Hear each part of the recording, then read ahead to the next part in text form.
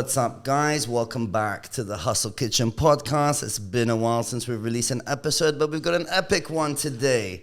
In Dubai, Christiana Maxion. Millionaire Matchmaker, is that what they call you? Well, actually, I think it's like the Billionaire Matchmaker. Oh, it's the Billionaire. But for now, I'll take the Dubai Matchmaker. How about that? The Dubai Matchmaker. Okay, the Dubai Matchmaker. There's so many questions. Don't even know where to start. But let's start a little bit about you. Okay. How long have you been in Dubai for, and what brought you here? It will be 7 years this August. 7 years this August. So wow. like 6.5 years almost, or a little more than that. So yeah. Amazing. So what brought you here, by the way? Oh my gosh. So it's a fun story. Okay. Okay. I am from New York. And growing up in New York, like my family and I, we live within 5 miles of each other. So I always thought I would always live in New York. And then I fell in love. You fell in love. Yeah, I started a relationship with somebody who was in New York for a business trip. Okay. They actually lived in Abu Dhabi. Okay. And we had a whirlwind romance, did long distance for a year. And then we decided that I was going to move to Abu Dhabi. How long was that, like, into the relationship? When He asked me to move in like 3 months into the relationship. But will you marry me? Did he propose as well at the same time? No, but I've been proposed to 2.5 times, and we can talk about that. Okay. Was he a local? No. Oh, he just lived in guy. Abu Dhabi. Yeah. He was working for one of the sovereign wealth funds out there. Indian guy, you said? No, Canadian. Canadian guy. Yeah, Canadian guy. Okay. And but anyway, so I moved to Abu Dhabi. I used to say that the UAE is where relationships go to die. I don't say that anymore as a matchmaker. Did you say that before you moved to the UAE or during? No. After my experience. Okay. But we split up maybe 4 months into when I was here. But I was working. So I decided to stay on because I really saw that the UAE was a place where you could excel in your career if you really took the action. And you really get promoted based on merit rather than longevity, which was really what I saw in the States, especially because I worked in an industry that they call archaic, like education. In the States? In the States. What were you teaching? Kindergarten. All the babies. This is getting more and more interesting, like how we go from kindergarten teacher, falls in love. Yeah. Moves to Abu Dhabi. Was this your first experience in the Middle East when you moved here? It was. But what I will say is during that year when we were long distance, I came like 3 or 4 times because he was like, I want you to. He's like, obviously, I'd only lived in New York. So we're just getting used to it. And he likes to call it Middle East light. Like, it's not like you're just dropped in, like, bang in like the middle of the Middle East. It's more, it's easier here. Yeah. GCC, I think it's like a light version. Yeah. And you obviously, because Abu Dhabi and Dubai are quite different. Very different. But you came to Dubai as well. I did. So after we split, I decided to stay. And I became a leader in a school by the age of 29, published author. And I really climbed that corporate ladder in education quite quickly. So you work in education here as well? Yes, I was. Okay. Yeah, exactly. Okay. And what ended up happening is... That's what I want to know. No, I'm just so curious right now. What ended up happening? All right. There's a lot that happened. But it was quite funny. Like living in Abu Dhabi, it was like the 8th guy I had dated from the same company in Abu Dhabi as my ex. And I said... How long within what space of time? 2 years. And I was like, okay, Abu Dhabi. Did you not have any other fishing ponds? Like, what? You know what? My type is finance douchebag, and there's only probably 2 different funds that are in Abu Dhabi, so it's like a small pool to fish from. Okay. So with that being said, after the 8th guy, I was like, it is time for me to go. I said, let me trek up to wider ponds, so I came up to Dubai. So that's what brought you to Dubai? Yes, correct. Okay, cool. Now, when you were in Abu Dhabi, I mean, before you came to Abu Dhabi the first time, and you said you were in New York your whole life. Yep. Never been to the Middle East. Did you have this weird a fear of this stereotypical of what the Middle East would be like? Would you have any concerns before you came here? You know, it's interesting because I feel like media really pushes this agenda of what the Middle East is like and, war torn, it's unsafe. And I think that's what my ex was really trying to show me is that it's completely different than from what maybe you've seen on television. Of course, yeah. And honestly, I love the UAE so incredibly much, and I wouldn't change it for the world. And I know that he and I split, and it was like a really traumatic breakup, but I thank him every day for bringing me here, because without that move, I wouldn't have everything I have. Of course. And I don't think you'll ever go back there I'm again. never leaving. It's too comfortable and it's too nice, right? Compared to being in the States. Yeah, for sure. And New York's not known for the friendliest people anyway. It's not. And you know what's interesting is people really view New York as like a super international metropolitan place where, especially when I moved here and compared the two places, I realized that me living in New York, it was a lot more of like, you can't sit with us. Where here, you can just talk about something and a door opens. Like, I literally, right before I came here, I was at a lunch by myself, and I heard a conversation going on about they were looking for something. I just went up to them and said, hey, if you're looking for this, I have this. I would never do that in New York. They'd be like, are you trying to mug me? Yeah. Of course, everyone's more skeptic because of my God, for sure. Mm-hmm. All right, so you came to Dubai. Yes. It's interesting, actually, so far. So you came to the UAE because of a guy. Yeah. You came to Dubai because you had enough of those guys and you want a different guy. Yeah, wider pool. So what happened? You came to Dubai, and what was the plan here? So I came to Dubai in 2019, and I was a leader in a school at that point in time. Education? Okay. Yes, I was still in education. I absolutely loved what I did. And then lockdown happened. And in that time, I think a lot more people were at home. And for me, at least, I had a lot more time, right? Because I wasn't making the commute into Abu Dhabi every day. I just had more time on my hands. Okay. And I said, hey, I love dating. Why not? So I started an Instagram account. It was called Dating in Dubai. Okay. And I was documenting my experience dating in lockdown and post-lockdown. Okay. When I say in lockdown, I mean like the Zoom dates. I thought they were so ridiculous. There's actually such a thing as Zoom dates? I've been on a few. Wait. So, in lockdown, what else are you going to do? Like, how do you even meet these guys for the Zoom dates? So back then, obviously you would be on an app.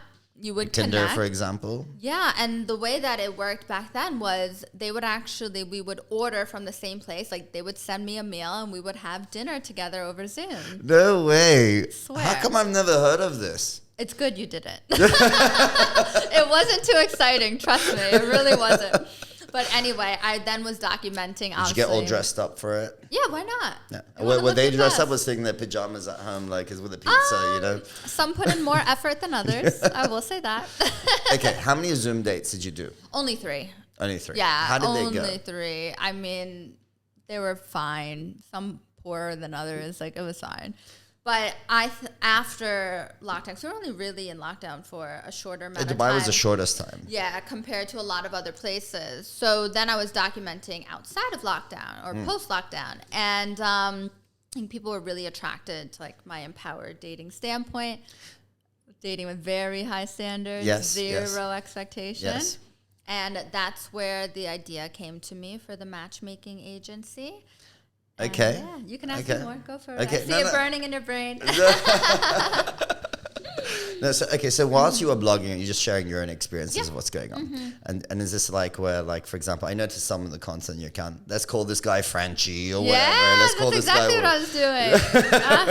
So it's that type of content that you were posting on. Yes. Okay. And I love it. It's fun. Now, what made you think matchmaking as a service? Yes. So talking about that account, Dating in Dubai at the time, like I said, I was a leader in a school. My school had caught wind of the account, and they fired me in 24 hours. Makes sense. Yeah. They said, they're like, this doesn't match the ethos of our school. And I get it.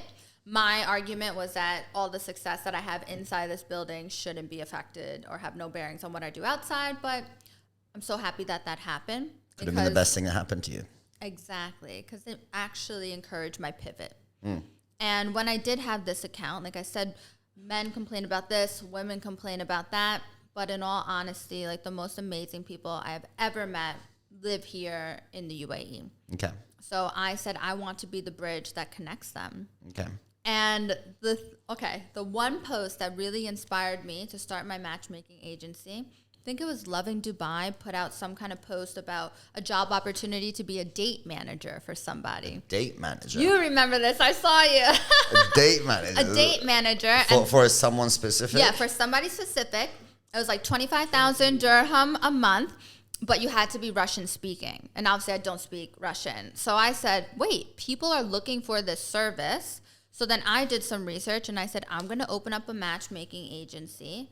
And I didn't get any certifications, nothing like that. I just have a good head on my shoulders. I've always certifications in what sense? I guess like a match. There is a matchmaking certification. There's a matchmaking university somewhere? Yeah, there is actually. No way. Yeah, You're there lying. is. Come on. No, there is. It's I won't say the By name Harvard, because even though we're not sponsored by them, so we won't say the name.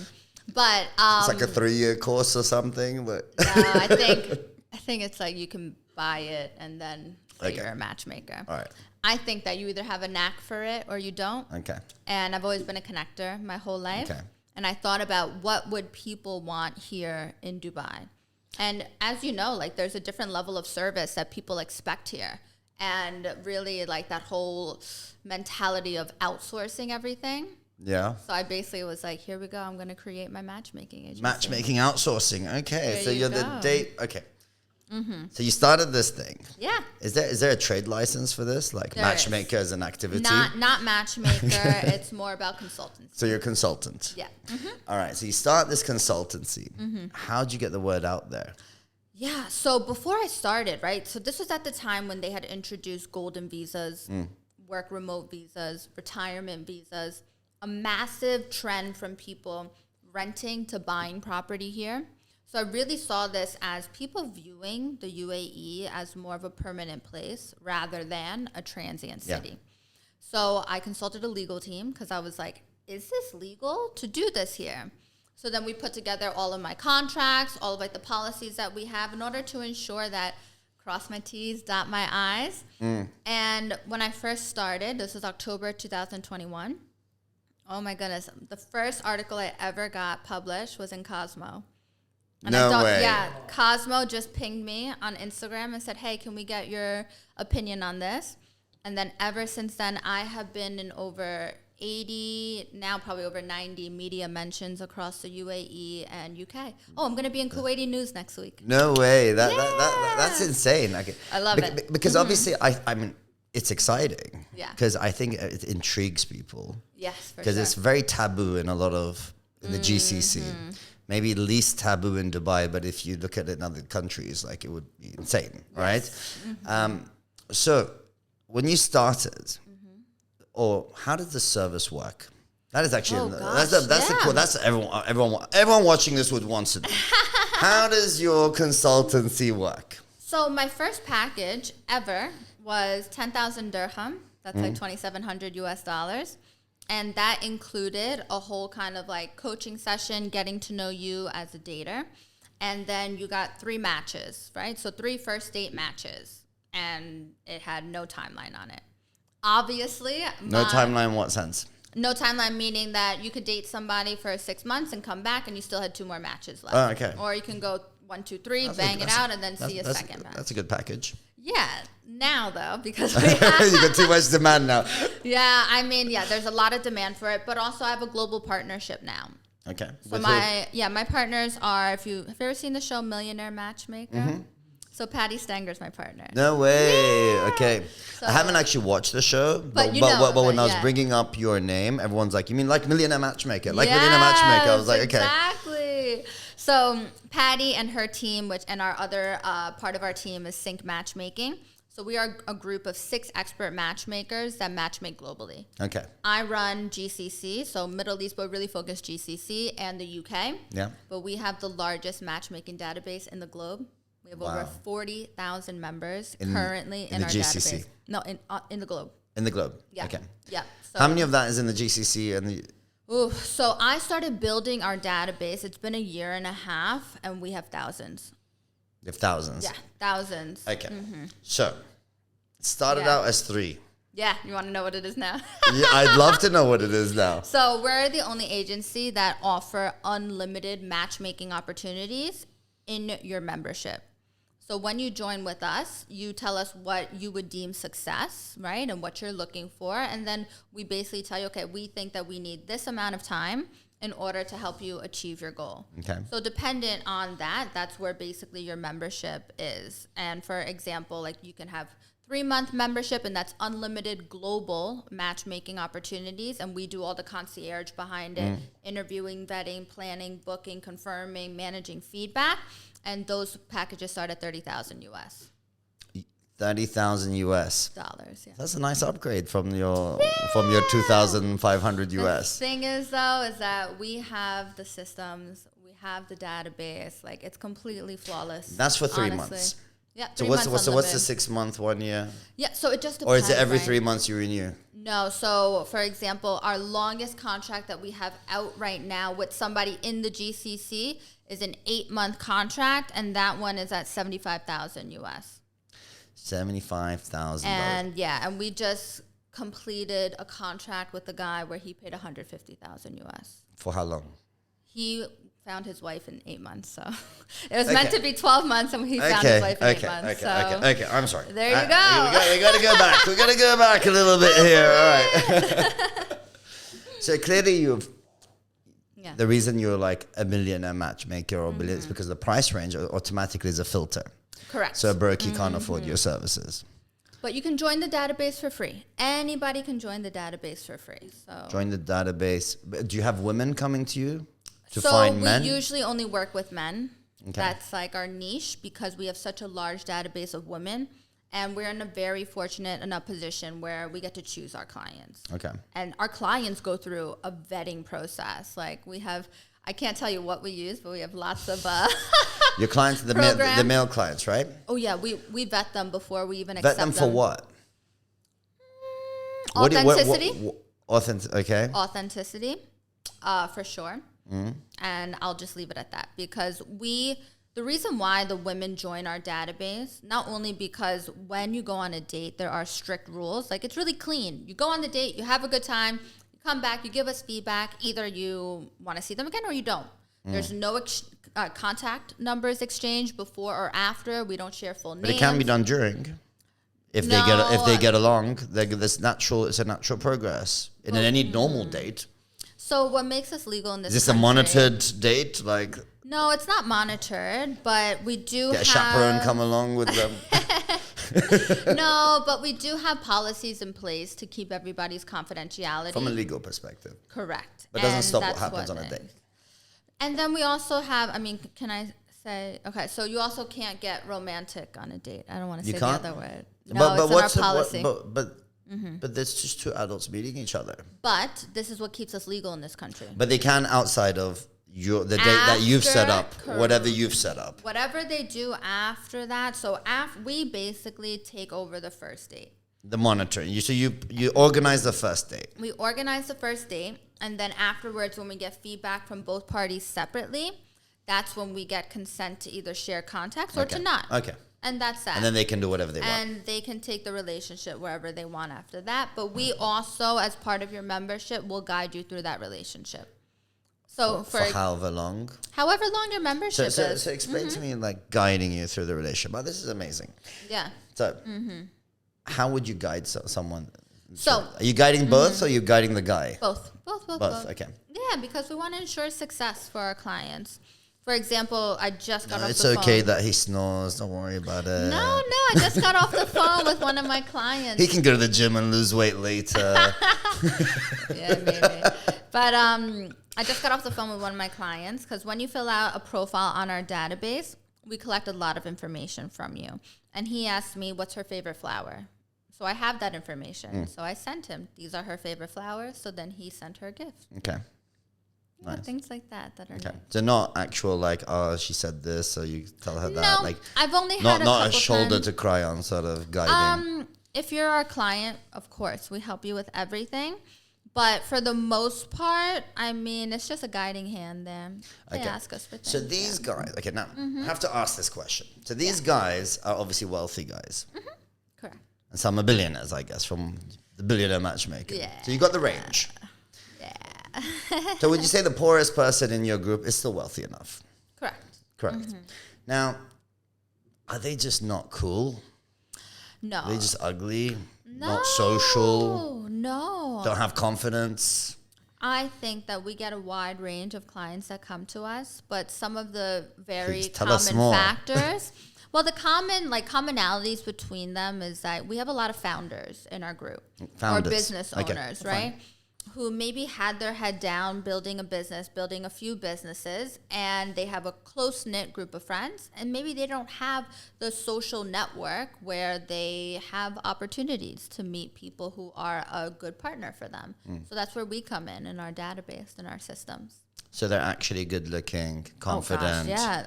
social. Why would they, I mean, yeah, we have profiles for all of them, and our girls go on dates with all of these men because they also know that they were vetted by us and that there's some kind of accountability there. I'm dying to know what this criteria is to not be able to get approved by your agency. Yeah, it's a 3-step process. Okay. And then what about, how do you find these girls? They find me. They find you. How do they find you? Well, we have our website. I just had a guy ping me on LinkedIn today who said, hey, I saw you on this. I'd love to learn more. And I said, hey, sign up for Now, these are the a guys consultation. saying, how do you find the girls that girls. they meet? Yeah, not the guys. Girls love me. Because like on Instagram, I'm always talking about dating and guys. And if I'm very honest with you, like it is so word of mouth. Referrals, people pinging me on Instagram, and I'm always talking about joining the database. And because the girls understand that we only work with men that we deem worthy of our memberships, they sign up. Meaning wealthy, No. mainly, and then the other stuff. No, we've definitely turned away a lot of people who weren't in it for the right reasons. I mean, it seems like a great way to just meet random women and play around. Like, how do you filter that? Well, we always ask, like, what do you deem as success in this matchmaking relationship? They give you honest answer. Yeah, they do. And then also when we go through our 3-step process with them, you also meet my partners in the US, and they've been doing this for decades. And like, yeah, we're pretty good read on people, and we can sniff out who's good to work with and who would be a nightmare, because we also take a lot of pride in our reputation. And we want the girls who are going on dates to be like, wow, I've only met amazing men through Christiana's services. Okay. And the girls that are obviously in your network, Yeah. do they go on multiple? Because if it doesn't work with one, like, do they get opportunity to meet multiple people? Do you have a lot of people coming through, a lot of clients coming through? Yes. So Or it's like, here's 5 clients and I've got 5,000 women for you to let me pick which one matches best. Well, it depends, right? Because we have a very, very large database, but there is no guarantee when you sign up for our free network to go on a date. And I don't think many people understand that. Like, they think, oh, well, I signed up, so I should get a date. And I'm like, that's not how it works. It's only if, because we weed through all the profiles as matchmakers, only if we think that you're a good match for our client would we present your profile to them. Keep in mind that they don't have access to the database, our clients. We take care of that weeding through. And then once they say yes, then we would reach out to you for an interview. Okay. And that's how it works. Is there an app or something, or this is all manually done? The matching yeah. for them, the matching and connecting. For the one-to-one personalized, no, it is all hand. But obviously I have a CRM system with my database and everything. So I can just go and figure out, okay, 5'10", blonde hair, blue-eyed from Germany. Also has a law degree. Easy. do you have okay, so that's the physical appearance. Do you then have a profile on them on personality, character, what they're like? Are they hot-tempered? Are they not? Like, blah, blah, blah. How do you do that? Do you give them psychometric tests or whatever? I guess this is where your educational aspect comes in. Yeah. So the way that it works is that everybody completes a profile. And then There are a lot of questions on the profile? Yeah, it's a 4-page profile. 4-page profile. Okay. Yeah, but you can get in by just filling out the first page. And then if we think you're a match, we actually reach out to you and say, hey, can you complete the rest of this? And then I will conduct a one-to-one interview with you to ensure, because I obviously know my clients very well, to understand, okay, would they be a good match? What's the word I'm looking for? Personality-wise. Yeah. Do they have alignment? Do they want the same thing? Yeah. Do they not? So, yeah. What is typically the definition of a success that you get from them? Yeah, so it ranges. For example, we have clients that are recently divorced and they've never dated ever in their life. So they just want to date qualified partners because they don't want to go on a dating app. Then we also have people who are looking for wives. Yeah. People who are looking for girlfriends. People who are looking to start a family. So it really ranges. And we always say, whatever you want, we can find. Are there people with wives looking for second wives? Only once did I get approached. Yeah, only once have I been approached for that. Yeah. But then we didn't decide to go forward with him. Why? I don't think he was presenting himself to be the person he actually was. Oh, okay. Yeah, but you it have was a personality conflict. Okay, but you have no problem accepting that because my gosh, of course, because it's allowed. Yeah, exactly. It's legal. Yeah. Oh my so, gosh, so if someone comes and course. can you find me a second, third, and fourth wife simultaneously? I just need to No fill up problem. the slots. Yeah, and we can help with that. The only thing is You can Yeah. because you're upfront with the girls, so they know what's going on. So then they're okay to be a second, third, fourth wife. That is amazing. That is genius. It actually is probably better that way. So much easier than being like, would you like to be before. my second? What? You're married? Yeah, we do all that for you. So if you're listening and you're looking for a second or a third or fourth is the easiest way to find that. Yes, for sure. Okay, now obviously people would be concerned how, because obviously, you know, the way you're presented, the way you're branded, the way you're positioned, which is obviously high net worth guys or high value men, you call them.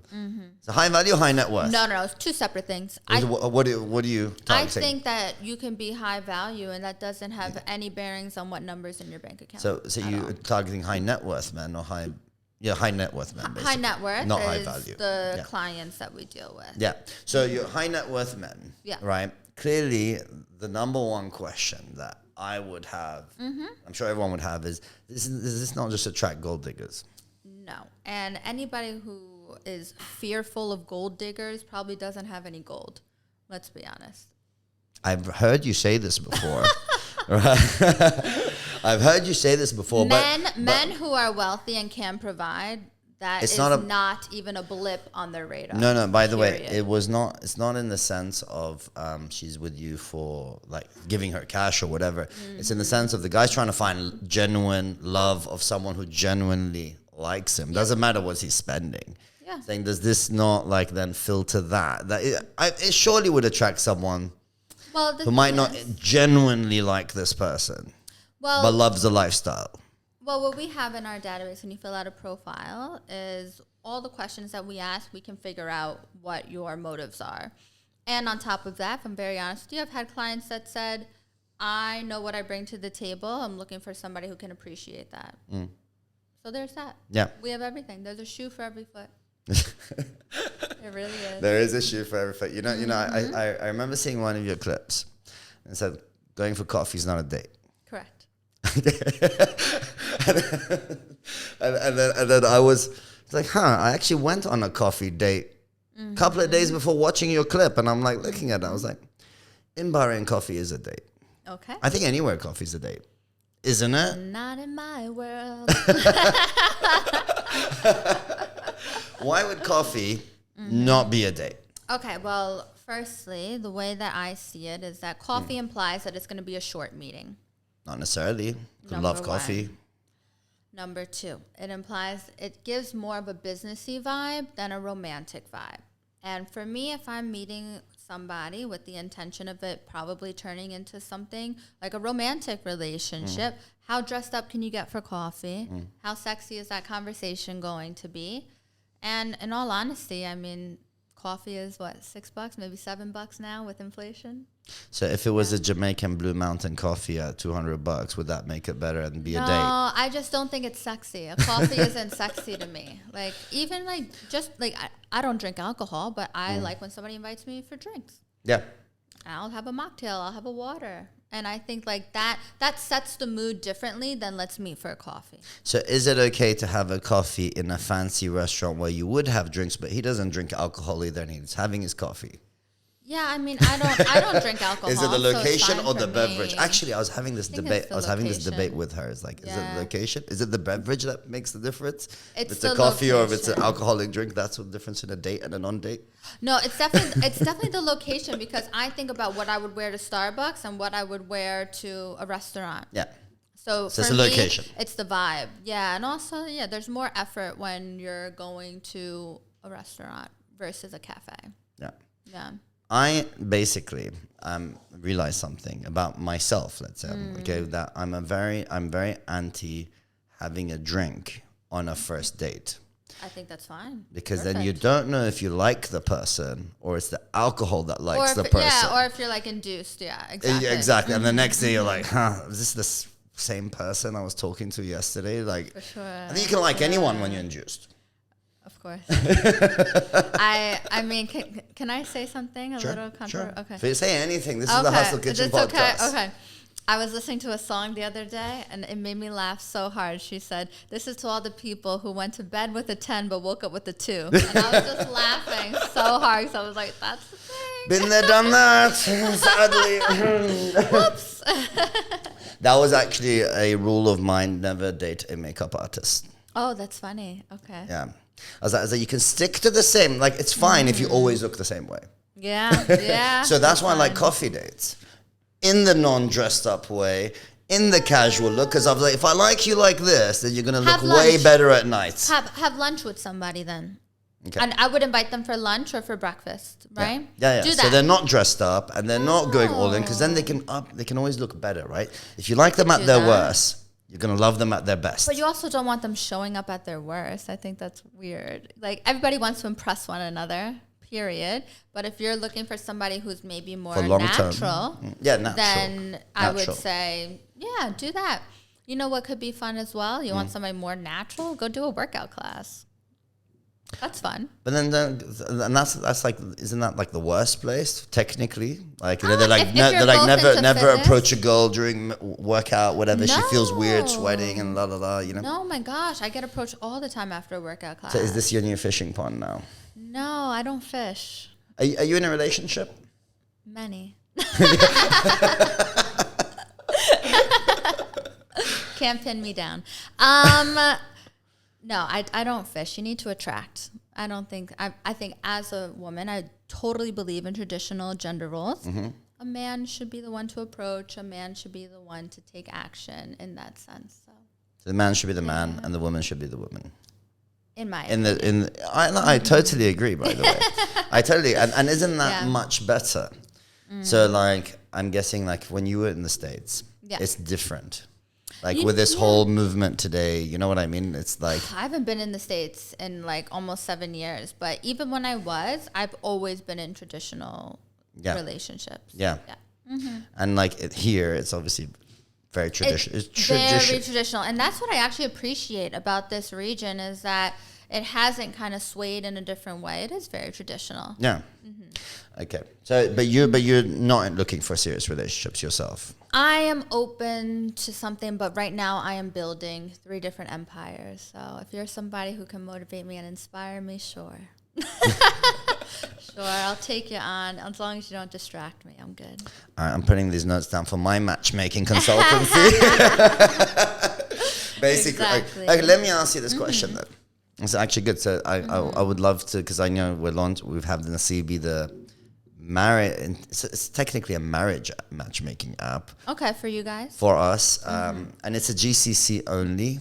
Yeah, Right, that's what we're because, doing too, yeah. but I mean, it's open to expats and non-expats. But the big problem we have is that, like Tinder, for example, it's seen as a hookup app, right? Not saying everyone's there for a hookup, but it's very Correct. hard to filter, and it's a very shallow level of swiping through Correct. people. And locals, so not these expats. So Dubai is full of expats. So in Bahrain, you get a lot of Bahrainis. You know what I Yeah. mean? So very, very local people. Local people will not want to be on Tinder because of their reputation. They don't want to be Correct. seen as they're looking for a hookup. What do you look for in, like, if you were gonna marry someone, potential, have a Yeah. serious relationship with someone? What is that guy? What do you look for in that guy? The price of myself is loyalty, honesty, Commitment, somebody who is definitely ambitious. I'm very much attracted to power and status. So somebody who is a leader in their industry. And it's interesting because when people say like, oh, talking about what they want in an ideal partner, my number one advice is to always write down what you want in somebody. But instead of seeking that in somebody else, be that for yourself. So all those traits that I just listed, I am those things. So I expect that in my partner. That's interesting. Well, that's a good way to look at it. Yeah. That is interesting. I mean, but does it work the other way around? It depends. Depends, but it could. It depends. I think it does. Like I actually, when I think about it, yeah. Yeah. I'd love to meet someone like me. Yeah, you have to think about... A hot version, though. Yeah. you have to think about... 2 of like, me? foundation. No way. No, it'll work. You have to think about the foundations of compatibility as well. And you're talking about the app that you're building. I also have my app that's launching here as well in Q3. Yay! And it's similar in the sense where, or we can talk about it offline as well, but just getting people, accomplished professionals, to form more meaningful connections. Yeah. Based on compatibility, based on actually meeting. Yes. Because what I've seen this term, and I absolutely love it, it's called the connection crisis.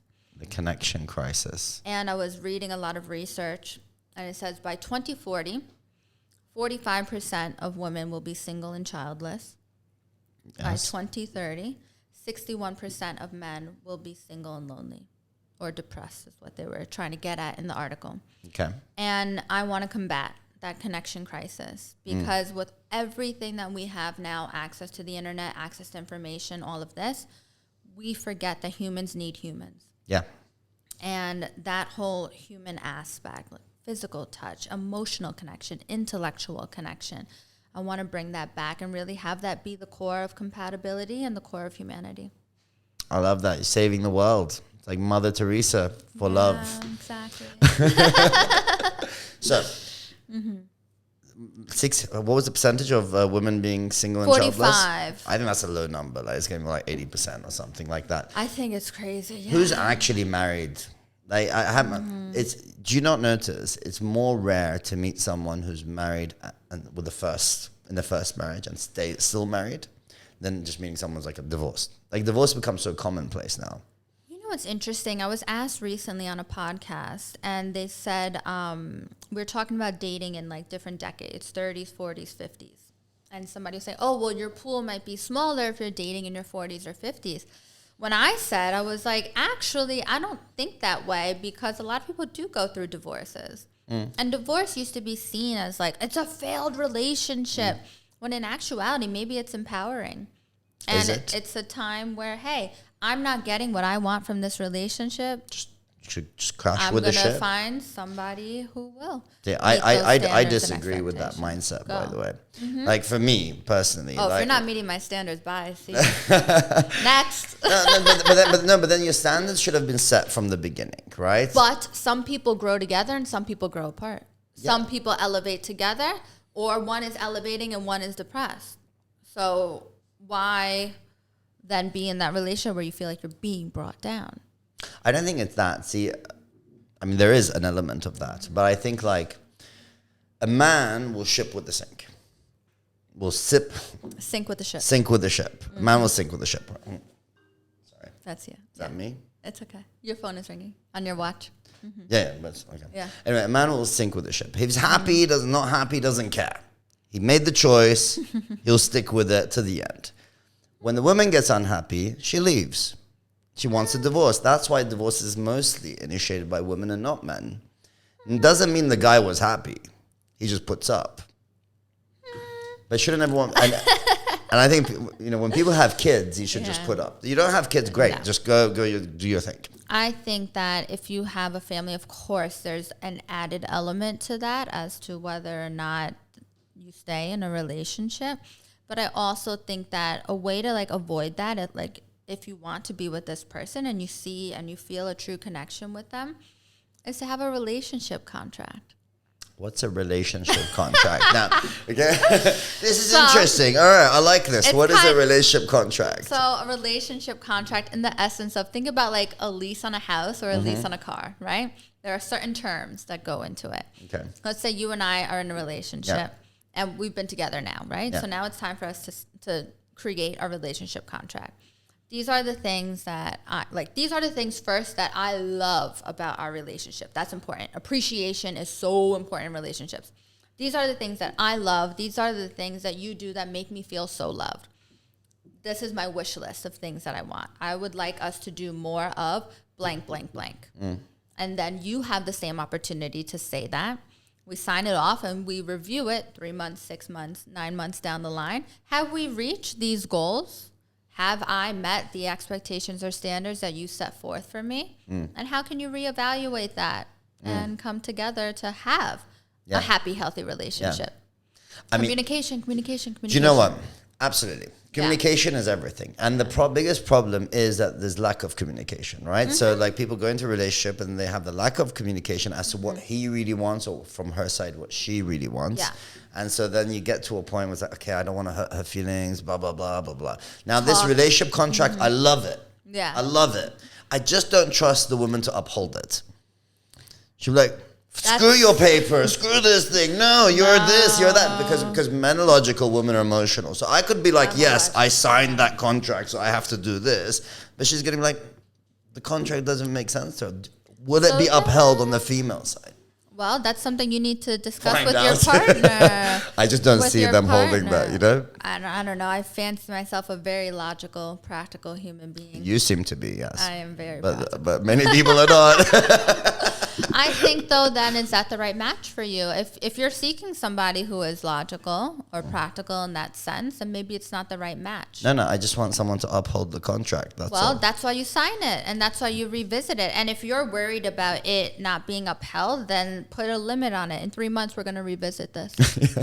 That's what I would do. Have you ever had one? Yeah, of course. You actually have relationship contracts. Yeah. Do you tell your clients to have relationship contracts? Do you help them set one up? if they ask for it, yes. I think it's genius. I've never heard of this before. It's a great way to communicate your needs and your expectations, but it's also a great way to also communicate your appreciation and what you value in the other person. Because that gets lost a lot too. Sometimes I think what happens in relationships, it's a gimme, gimme, gimme game. Take, rather than giving. Yeah. So that's important to also talk about the give and what you do love and appreciate about the other person. Okay. What is like one of the common things that you notice from across the board from your clients that these men look for in a partner? And I'm not talking from a physical perspective. No. You know what a lot of our clients are searching for is intelligence level. So like an intellectual, like I love to call it intellectual intercourse, like somebody you can have an intellectual conversation with, ping ideas off of, and also energy. Our clients always talk about positive energy with a partner that they're seeking. Always. In the relationship, you mean like they just don't want that? They don't want a negative person. Yes. They're positive. They see things brighter side. All of this. Yeah. So these are the two main things. By the way, these are the two most critical things for me as well. Like so. There you go. Spot on. Yeah. Because otherwise, there's no conversation left if they're not intellectual. There are so many beautiful people. They're just not clever. But then there's a shoe for every foot. Some people just want beauty, and that's fine too. But I think that you become more of a valuable person, whether you're man, woman, whatever, you become more of a valuable person. And the sexiest thing on this planet is to be smart. Absolutely. That's what I think is the sexiest thing. Absolutely. You know, I think someone has fooled most of the women out there that we're looking for some trophy that doesn't speak. Right? Yeah. So they focus a lot of their energy in the wrong areas when it comes to being appealing. Yeah. It's like, and I think like no one has made them aware the difference between wanting to marry someone or wanting to be with somebody in that kind of way. Yeah. High five someone for a day. Yeah, exactly. I think that, It's hard because we're living in an age and era where people are so, what's what I'm looking for? Like, they're so visual with all of like the social media, and the way that people kind of deem their worthiness is through they're a slave to the likes, they're a slave to the views. And who are the ones that get the most likes and views? The women. The ones that are more provocative in the way that they post and the way that they speak. So it's kind of like this backwards thing, and to exactly your point, where maybe the intelligence factor is kind of being dumbed down. But I think that might be a media push as well. Sorry to go into conspiracy theories. I'm all into conspiracy theories, by the way. Yeah. It's the Matrix, I tell you. But but do you not see this? Like, it's like, it's what, like, in your opinion, what is a high value woman? Oh gosh, I think that a woman who is, like I said, smart is completely sexy. Confidence. Like, I love to talk about how if you are a 10 to yourself, then you're a 10 to most. That has nothing to do with your looks. It has all to do with how you value yourself. What do you, like, what's your self-esteem? Like, do you think you're amazing? With, on a scale 1 to 10, your ambitions, your accomplishments, your successes, I think that those are the things that make up who you are as a being, and your foundations of values, right? Those are where all of your high values should come from. Like, I know myself. I know that I'm not a 10 to everybody physically, but when I walk in a room, you notice me. Yeah. Because I walk with my head held high. Obviously, I can speak very well. And I've had like super success in business. So that's where my value comes from. Is this something you've mastered over the years, or have you always been like this? I've always been super confident.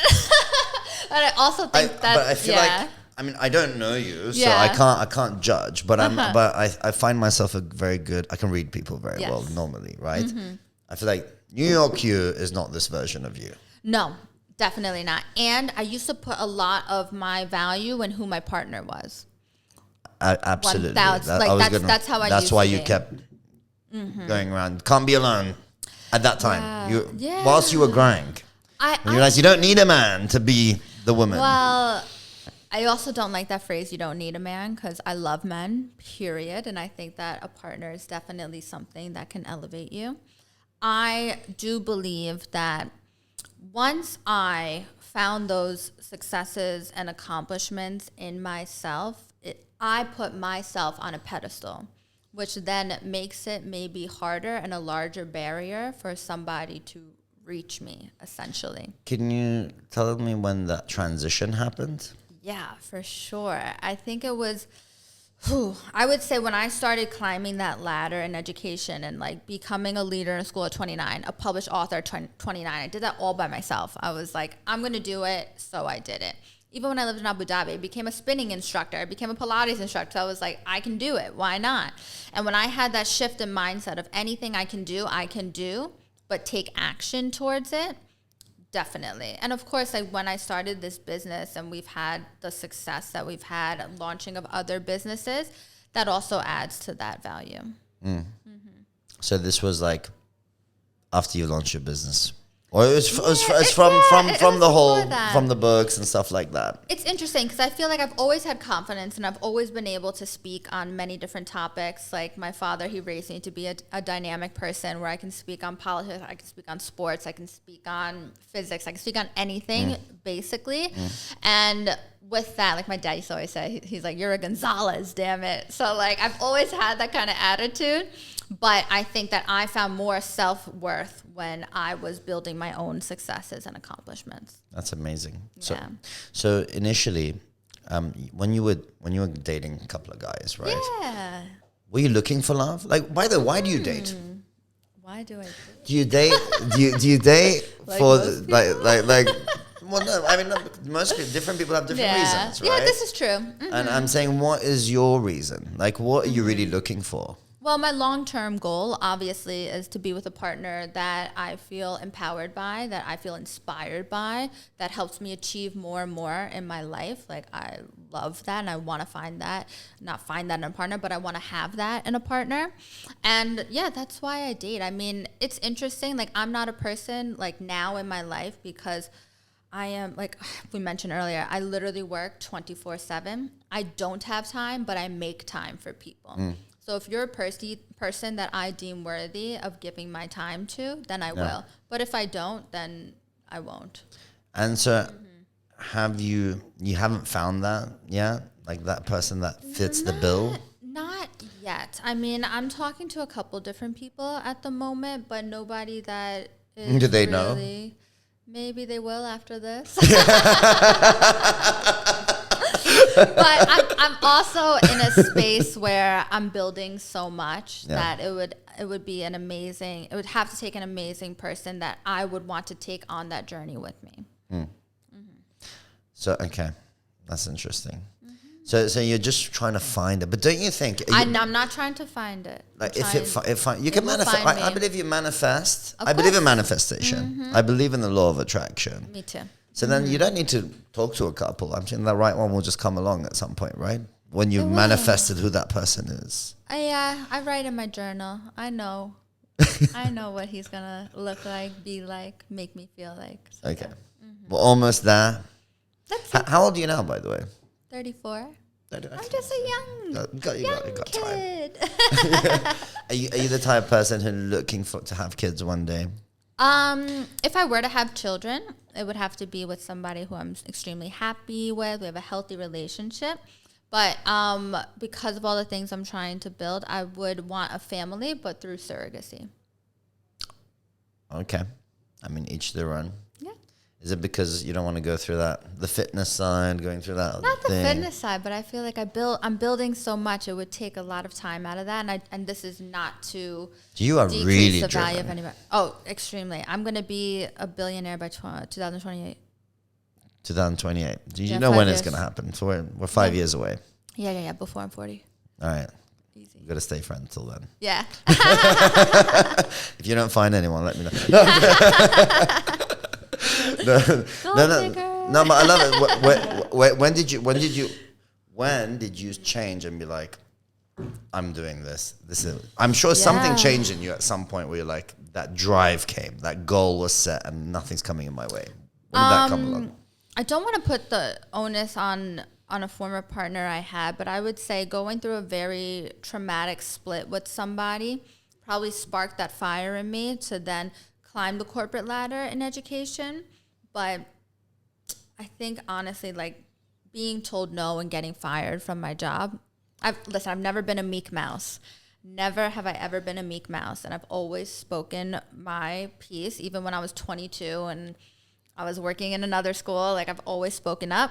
But that real drive happened when I lost my job and I said, okay, Never again. I am going to make something happen for myself, and it's not going to be dependent on somebody else's choice of whether or not I'm worthy of that position. Make my own position in this world. Right, I see. So first it was the breakup, then it was the firing, then it's like, that's it. It's Then my it's- rules, my game. By the way, I don't believe you Yeah. should follow rules. I believe you should create your own. Is it from a chip on the shoulders brought this massive energy to build something great? I don't know if it's a chip on my shoulder because I'm also a person, like I consider myself a duck. Like anything that happens is like water off my back. I'm not a person that stresses. I'm not a person that gets angry. I never get too high. I never get too low. I'm just a person that says everything that I say, I do. 100%. That's amazing. That's amazing. Okay. Well, now what advice? Actually, before we get to advice, Okay. where do you think people in Dubai, I don't live in Dubai, Okay. where do people in Dubai, where should they go to meet someone relationship-wise? Are there Yeah. any specific tips? I always say this. I always speak about hobbies, habits, and interests. Go do things that you enjoy. Something you want to learn more about, something you want to either learn more about or you want to increase your expertise in. I love, if you're an active person, join a running club, co-ed running club. I absolutely love quiz nights. I think quiz nights are very mixed group. Quiz nights. Yeah. It's your intellectual side coming in. Why not? Can answer the question. That's good. Yeah, it's fun. And then you're having a good laugh, but never go out with the intention of wanting to meet somebody. You go out with the intention of having fun, because if I'm out with my friends and we're having a good time and we're laughing, joking around, you're going to attract that same vibe. I mean, myself personally, I'm a golfer. I think golf is an amazing sport. If you wanted to hang around more guys, the golf club is great. Tennis, there's paddle, there's so many different things. I like fitness because it's also a way that you are putting effort into yourself when you're doing any kind of fitness class. So that is also being seen as like you're elevating yourself. So you're going to attract an elevated partner. Yeah. What is like, I mean, I find it funny how, like, you know, sometimes you speak to women. A lot of women think, oh, I can't meet any guys. You know, if you have that attitude, you'll never meet anybody. But where does this attitude come from? When it's like, I swear any girl can tell a guy, you, give me a number. That's it. If they wanted to. And the guy be like, yeah, sure. Like, you know, like, why do they always feel like it's hard to find a guy? Like, where does that come from? Is it low self-esteem? Like, what is it? They maybe had a few negative experiences, and that's fine. That's what happens in the 2020s because there's so much access to so many people. But what I would advise is that if you're really in like that negative space of I'm never going to find anybody, reset. Take a dating detox. Don't date anybody. Date yourself. Figure out what you like. Elevate yourself in different ways. Read books. Get a promotion at your job. Start something new. Do that so then you reset. And you're going into then that dating world, quote unquote, with a more positive outlook rather than I'm never gonna meet anyone. Because like if you do that, you won't meet anybody. Because it's like it's much harder for guys to meet the girl than for the girls to meet the guys. Can I tell you a quick story? Please. When I was at university, I remember I had become friends with this girl, and her friend was upset that we were friends, right? So we were at a party, and this girl was like crying in the corner with a pillow. And the girl at the time went up to her and said, oh my gosh, like, why are you crying? She goes, oh, you like Christiana so much better than me, like this and that. And the girl tells her, she's like, well, guess what? No guy at this party is going to be talking to the girl crying on the couch. They're going to be talking to the girl dancing on the bar, period. So that has always stuck in my head. Like, why are you going through life like with this negative gloom, doom? When just be positive and then you attract that. That's true. Any advice for men on approaching women in these places? Confidence. Just do it. And guess what? You will get rejected. That's life. But if you go in, like I said, like a duck, water off your back, that's fine. Okay. Go for it. Don't be scared of rejection. Rejection makes you stronger. Have you ever had clients that haven't found the match so far? No, not so far, honestly. All right. Well, thanks for that. I want to wrap this up with one thing because I think it'd be interesting for you. Yeah. Can you give us an elevator pitch as to why a guy in the GCC should come to you and get your consultation services? Yes. Well, for our core business, the matchmaking, what we do for you is that personalized, curated dating experience where we deliver results. So we have over 96% success rate because we have flawless systems that are built on 30 plus years of experience, 40,000 plus global database, hundreds of marriages, thousands of happy couples match. And if you're a guy who is used to outsourcing everything in your life, then outsource your love life to us. Christiana Maxion Solutions. That was a good one, right? That was a good one. That was a good one. Off the top of my head. That was great. The only thing I would add there is what type of guy are you and where are you in life that you would need this? Like, it's like... It depends, right? Because we have like the ages that range from 33 to 68. I just signed on a guy who's 68 years old. It just depends. Like if you're used to like a lifestyle where you do outsource most things, that's where we come in for you. We cater the entire experience for you. It's more about showing up and giving your feedback. And guys hire us because we deliver results and we expedite that entire experience. So you're no longer wasting time, energy, and effort on swiping. We are delivering what you're looking for, period. Love it. I think if if I couldn't get dates, I would come to you. Yeah, It would make sense. let's And if I do had it. 70 grand to put in for a date, for a date. Where are your guys? One last thing. So, Yeah. because obviously you're from the States, but you're in Abu Dhabi, in Dubai, and Dubai is Yeah. full of expats anyway. Yes. In your network, I'm sure you've got clients who are Arab GCC guys, right? A lot of our clients. A lot of your clients, but do they request women that also? So if do you have that network though? So if someone said, I'm looking for a Bahraini, a Saudi, a Kuwaiti woman who's like this and comes from this sort of background and has these things, where would you find that? Can't give away our trade secrets. But you But have yes. that. Yes, Is what I'm we do asking. have that in our database, and we also have active recruiters in every major city. And for me in particular, like I dominate the GCC and the UK, so I focus on those areas, and we always say whatever you're looking for, we will find for you. And so just for my own curiosity, Yeah. so you've had clients in Bahrain. And I do. I had 2 Bahraini clients. I'm currently working with, so our client set right now is split 50-50, GCC and expat. Yeah, You're talking about the guys. the guys. The guys. are But guy so clients, yes. my curiosity is now The database. the guys. So let's say these. Are they looking for Bahrainis or are they looking for expats? Not necessarily the Yeah. Bahraini specific. So now you got the GCCs and the Yeah. expats. Do the expats want expats or locals, or do they only want expats? You know, it's interesting. Right now, so I have local clients that are looking for expat. I have GCC clients that are looking for GCC women. So it's a nice mix of both. And it just depends. Like some of them will say, hey, my wife needs to be from the GCC. And some say, I've studied all over the world. My wife can be from anywhere as Yeah. long as she converts. Yes. So I So you have that. Yep, I have that. And there's people who are up for conversion Yeah, and before that's meeting fine. a guy. Yeah, so it has to be one of their requirements that they would be open to It's that. such a technicality, though, right? It's like go read the Quran, woman, first, think about it, and then come back, and then say you are okay to that. at least if they're open to it, Yeah. because some people are really strong on that, and that's Yeah. fine. Then you're probably not a fit for our client. But at least if they're open to it, and then of course when you